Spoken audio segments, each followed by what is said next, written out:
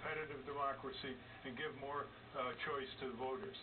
As far as the slate's concerned, a slate by definition is not a challenge to his nomination.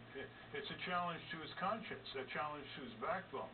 It's a challenge to have the Democratic primaries be other than a series of Air Force trips around the country where President Obama is responding to the crazed plutocratic Republicans and their juvenile monetized minds.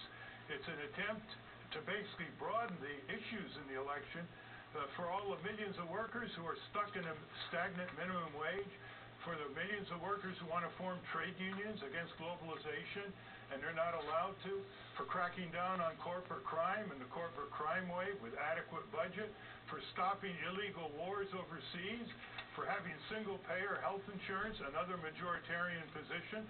There are all kinds of environmental issues, public reform, civil rights, all kinds of issues which are never going to be discussed. They'll be completely off the table, blacked out in a one-man primary. And if something is not discussed, as Patrick Moynihan, our common friend, once said, if you don't discuss something, you can't ever expect it to be advanced.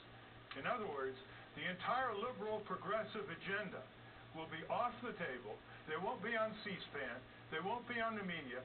They won't be interacting with people at the grassroots. For what reason? For what reason? The liberal intelligentsia has got to introspect more. They're pretty comfortable. They have good jobs, good pensions, good health insurance. They don't speak for tens of millions of Americans who want these gripping issues of the corporate domination of our country, the corporate domination of our government, the corporate state that Franklin Delano Roosevelt called fascism in a formal address to the Congress in 1938. They want to discuss whether the people are going to be in charge or whether the corporations are going to continue to run this country into the ground and ship its jobs and industries to fascist and communist dictatorships overseas who know how to keep their 80 cents an hour workers in their place. Ralph, your letter is quite long. I've read it in its entirety, and your list of signatories is also long. It includes Jonathan Kozol, Cornel West, former Senator Averesk, and many others. And in the letter, in the details of it, it's very clear that you are not trying to unseat President Obama. There are many passages in there that assure that, of course, he will be renominated. But I want to read to you some of the questions we got today from Twitter where people are asking me to ask you these questions. Here's one from Talkie Toaster 2. He said, ask Nader when he will stop helping get Republicans elected. Ralph, that's what people think you're doing. They ought to think a little deeper. Nobody has criticized more profoundly in detail across 50 states the Republican Party's indentured status to corporatism, its repudiation of some of its best conservative instincts going back many years, which now we would call progressive positions in some areas, and supporting progressive candidates around the country. You see, Twitter, by definition, means you don't think beyond 140-some characters. We got to start getting serious in this country. We got to start having fundamental elections on fundamental issues of power. We got to talk about a speculation tax on Wall Street, which can raise $300 billion on speculation instead of burdening working folks with the taxes. We got to talk about a carbon tax. We got to talk about climate change.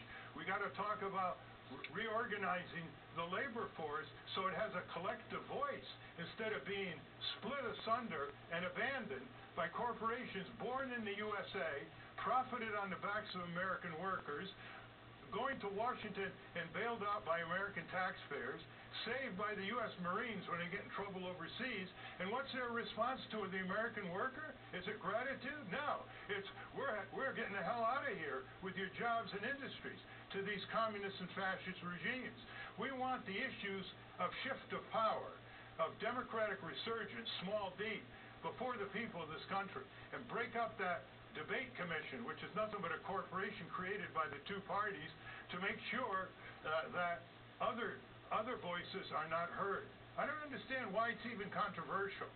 It's just fundamental free speech and action.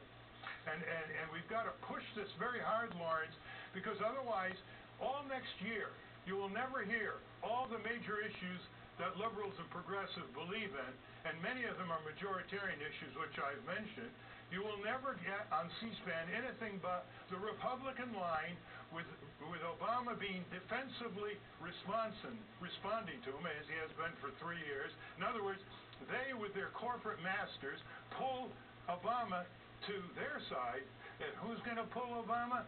To the majority of the American people, the working family side.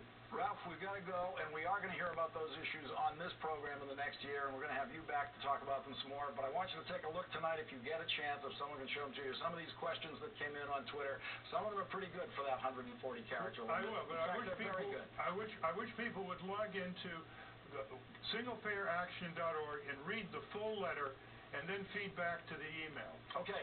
Ralph, thank you very, very much for joining me tonight. Thank you so much, Laura.